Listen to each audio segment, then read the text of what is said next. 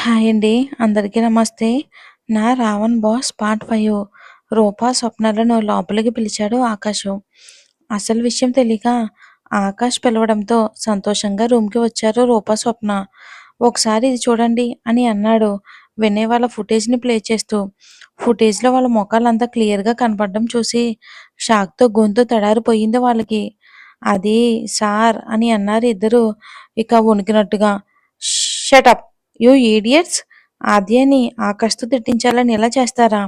మీ వల్ల అనవసరంగా వాళ్ళ మధ్య గొడవ జరగడమే కాకుండా కంపెనీకి ఎంత నష్టం? మళ్ళీ బ్రాండ్ మోడల్స్‌ని మీట్ అయ్యి బ్రతిమాలి సంతకాలు తీసుకోవాల్సి వచ్చింది. మీకు ఇక నుండి ఇక్కడ స్థానం లేదు. మిమ్మల్ని డిస్మిస్ చేస్తున్నాను. గెట్ లాస్ట్" అని అన్నాడు వినయ్ కోపంగా. "లేదు సార్ లేదు. సారీ" అంటూ రూప వాళ్ళు ఎంతో సేపు బ్రతిమలాడారు. సాధారణంగా వినయ్‌కి అంత కోపం రాదు. వినయ్ అంత రూడ్‌గా వాళ్ళతో బిహేవ్ చేయడాన్ని చూసి ఆకాష్ ఒక్కసారిగా ఆశ్చర్యపోయాడు. రూప వాళ్ళ ఏడుపుతో తేరుకుని "ఇట్స్ ఓకే బడ్డీ" అని వినయ్‌తో అని, "ఇదే లాస్ట్ వార్నింగ్. ఇంకెప్పుడైనా ఇది రిపీట్ అయిందో మీకు ఈ కంపెనీతో పాటు ఇంకెక్కడా ఉద్యోగం రాకుండా చేస్తాను" అంటూ రూప వాళ్ళని క్షమించాడు ఆకాషు. ఇక వాళ్ళు వెళ్ళిపోతూ ఉండగా చిటికేసి అభి ఇక నుండి ఆద్యని ఏడిపించడమే కాదు, ఆకాష్‌కి, ఆద్యకి మధ్య ఏ గొడవైనా సరే ముందు మిమ్మల్నే అనుమానిస్తాను అని అన్నాడు వినయ్ వాళ్ళతో కోపంగా. రేయ్ వినయ్! ఏంట్రా ఈ ఆవేశం? నువ్వేనా ఇలా అమ్మాయిల మీద అరిచేది? ఆద్య గురించి వాళ్ళని అంతగా ఎందుకు తిట్టావురా? అని అన్నాడు ఆకాషు ఆశ్చర్యంగా వినయ్‌తో. ఆద్య నిజాయితీగా పనిచేస్తుందిరా. అమాయకురాలు. తనకి నటించడం తెలీదు. అలాంటి అమ్మాయిని బ్లేమ్ చేయడానికి చూశారు వీళ్ళు. అనవసరంగా క్షమించావురా నువ్వు. ఛే! అని అన్నాడు వినయ్. అరే కూల్ రా కూల్ వినయ్. ఏదో చేశానులే. ఇంకొకసారి ఇలా చేస్తే డిస్మిస్ చేద్దాం అని అన్నాడు ఆకాష్ వినయ్‌ని వింతగా చూస్తూ. ఇంకా రూప వాళ్ళు కళ్ళు తుడుచుకుంటూ రావడం చూసి రాజేష్, విజయ్‌లిద్దరూ ఏమైంది అని అడిగారు వాళ్ళని. స్వప్న ఆగలేక మొత్తం చెప్పేసింది అక్కడ జరిగింది. అది విని వాళ్ళు కూడా షాక్ అయ్యి, వామ్మో! దానిపై ఇంకు పోసింది మీరా? ఆద్యను తిట్టించాలనా? భలే పని చేశారు అని అన్నాడు రాజేష్ కూడా నవ్వుతూ. అది మాకే బెడిసి కొట్టింది. మళ్ళీ దాని మీద దోమ వాలినా సరే మమ్మల్ని అనుమానిస్తానని హెచ్చరించి మరీ పంపించాడు అని అంది రూప. ఇక నుండి దాని గురించి పట్టించుకోవడం అనవసరం. మన పని మనం చూసుకుందాం అని అంది స్వప్న కూడా పౌరుషంగా. ఇంకా రోజంతా ఆద్యని చూసి చూడనట్టు తన పని తను చేసుకుంటూ ఉండిపోయాడు ఆకాషు. ఆద్య అసలు ఏమీ జరగలేదన్నట్లుగా తన పనిలో మునిగిపోయింది సిన్సియర్‌గా. ఆద్య వాళ్ళ నాన్న చంద్రశేఖర్ కాల్ చేశాడు. ఆద్య "హా! చెప్పు డాడీ" చంద్రశేఖర్ "అంతా ఓకేనా రాములు?" "ఆ! అంతా ఓకే డాడీ. మీరు నిశ్చింతంగా వెళ్ళండి. హ్మ్. మళ్ళీ అతనేమైనా అంటే నీలో నువ్వే బాధపడకుండా నాకు చెప్పు తల్లి. It's okay daddy. నేను చూసుకుంటాను కదా!" "హ్మ్. సరేరా తల్లి జాగ్రత్త." ఇక ఆ రోజంతా ఏవేవో ఆలోచనలతో గడిపేసింది ఆద్య. ఆ తర్వాత రోజు ఆఫీస్‌కి వెళ్ళగానే బాలాజీ వచ్చి "సార్ పిలుస్తున్నారు మేడం" అని చెప్పాడు. "Aadya may come in?" "Akash yes come." "Aadya పిలిచారంట?" "వినయ్ ఆద్య ఇది మనం మళ్ళీ కలెక్ట్ చేసిన బ్రాండ్ అంబాసిడర్స్ లిస్టు. ఈసారి మరీ జాగ్రత్తగా లాకర్‌లో పెట్టు. ఇంతకుముందు మీ నాన్న రికమెండేషన్‌తో వచ్చాడు కాబట్టి సరే అన్నాను. కానీ ఈసారి అలాంటిదేదైనా జరిగితే నిన్ను డిస్మిస్ చేయటం మాత్రం కన్ఫర్మ్" అని అన్నాడు ఆకాష్ కూడా పొగరుగా. ఆద్య ఆకాష్ మాట్లాడిన దానికి ఏం మాట్లాడలేదు.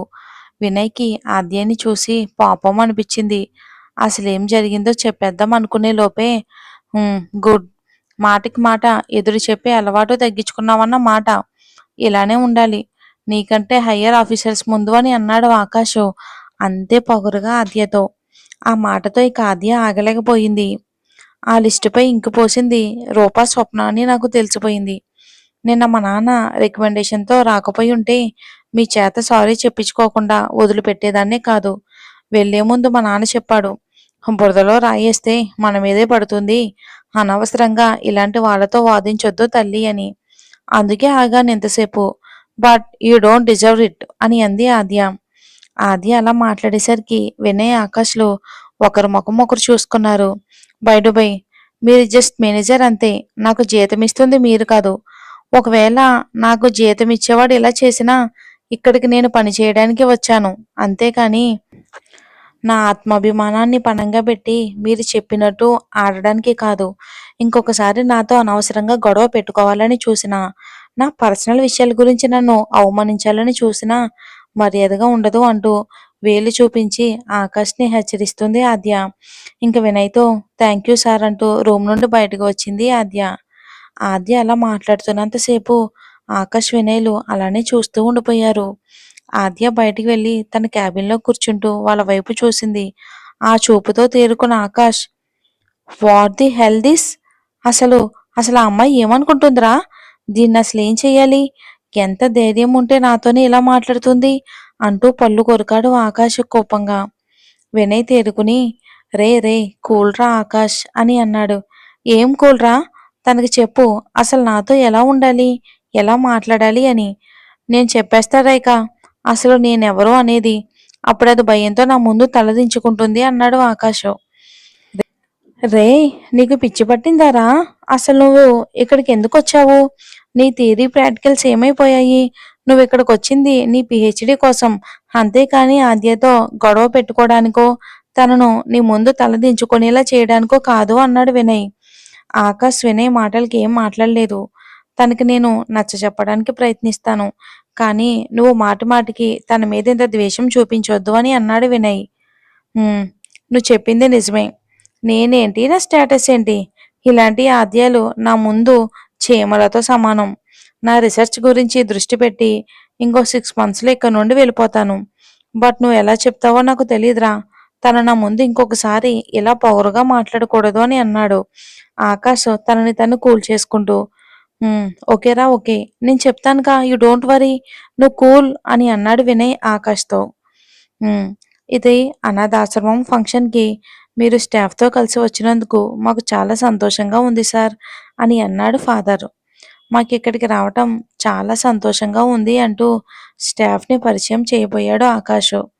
తను ఆద్య, మా అసిస్టెంట్ మార్కెటింగ్ ఎగ్జిక్యూటివ్ అని చెప్పగానే, ఆద్య తెలియకపోవటం ఏంటి? తను మా ఆశ్రమానికి ప్రతి నెల విరాళం ఇస్తూ ఉంటుంది. పిల్లలంతా ఎన్నోసార్లు అడిగారు ఆద్య అక్కని తీసుకురండి అని. మేమెప్పుడు పిలిచినా ఏదో ఒక పనుందని రాకపోయేది. ఈరోజు మీ వల్ల మా కోరిక తీరింది అన్నాడు ఫాదర్. ఆ మాటలతో స్టాఫ్ అంతా షాక్ అయ్యారు.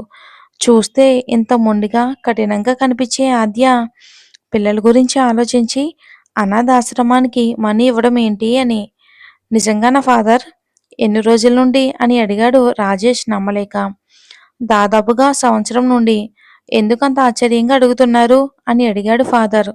అదేం లేదు ఫాదర్. తను కనీసం ఎవరితోనూ నవ్వుతూ ప్రేమగా మాట్లాడడం మేమెప్పుడూ చూడలేదు.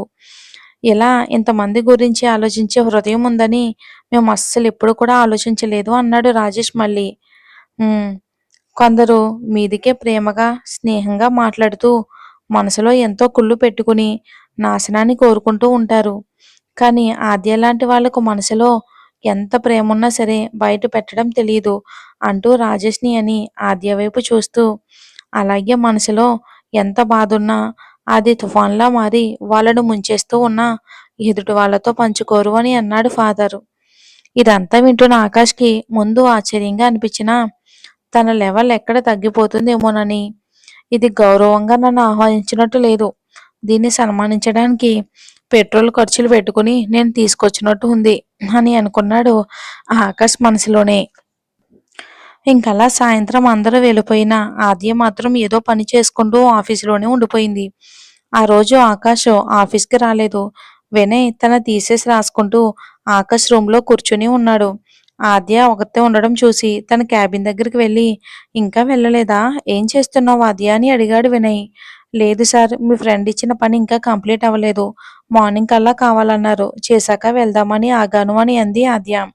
చీకటి పడుతుంది కదా, సరే నీ పని కానివ్వు, నేను నిన్ను డ్రాప్ చేసి వెళ్తాను అన్నాడు వినయ్. నో సార్, మీరు వెళ్ళండి, నాకు స్కూటీ ఉంది, నేను వెళ్ళగలను అని అంది ఆద్య. సరే అంటూ అక్కడి నుండి వెళ్ళిపోయాడు వినయ్. వినయ్ వెళ్ళిన 10 నిమిషాలకు ఆద్య పని కంప్లీట్ అయిపోయింది. వెళ్ళడానికి రెడీ అయ్యి స్కూటీ చూసేసరికి స్కూటీ పంచర్ అయి ఉండడం కనిపించింది. చుట్టూ చూసింది. షాపులన్నీ క్లోజ్ అయిపోయాయి ఉన్నాయి. చుట్టూ చీకటిగా ఉంది. నెమ్మదిగా నడిచి వెళ్దామని బయలుదేరింది. కొంచెం దూరం నడిచాక ఎవరో నలుగురు తనని ఫాలో అవ్వడం కనిపించింది ఆద్యకి. మరేం జరుగుతుందో వచ్చే ఎపిసోడ్లో చూద్దాం.